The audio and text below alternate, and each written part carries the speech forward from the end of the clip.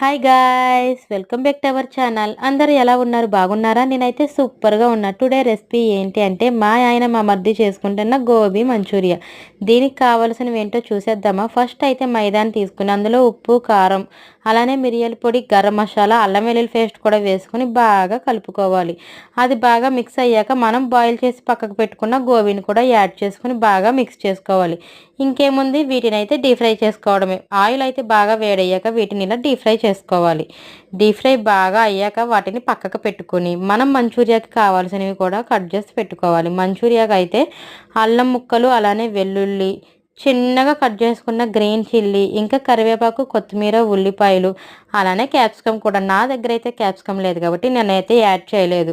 ఇంకా మనం ఈ ప్రాసెస్ అయితే ఇలా ఆయిల్లో బాగా వేగాక సాసులు వేసుకోవాలి. మనమైతే ఇంట్లో హెల్తీగా కాబట్టి ఏ సాసులు వేయకుండా కొన్ని కార్న్ఫ్లోర్ వాటర్ వేసుకొని చిక్కబడ్డాక దగ్గరికి అయినాక మనం వేయించుకుని పక్కకు పెట్టుకున్న గోబీస్ని కూడా ఇందులో మిక్స్ చేసేస్తే గోబీ మంచూరియా రెడీ. ఇంకా ఉత్తి గోబీ మంచూరియా తినలేం కాబట్టి మేమైతే మ్యాగీ కూడా చేసుకున్నాం. ఇంకా టేస్ట్ ఎందుకు చూడకూడదని చెప్పి నేనైతే టేస్ట్ కూడా చూసేస్తున్నా. టేస్ట్ అయితే అదిరిపోయిందండి. మీరు కూడా ట్రై చేసి ఎలా వచ్చిందో కామెంట్ చేయండి. వీడియో నచ్చితే లైక్ చేయండి. Bye bye.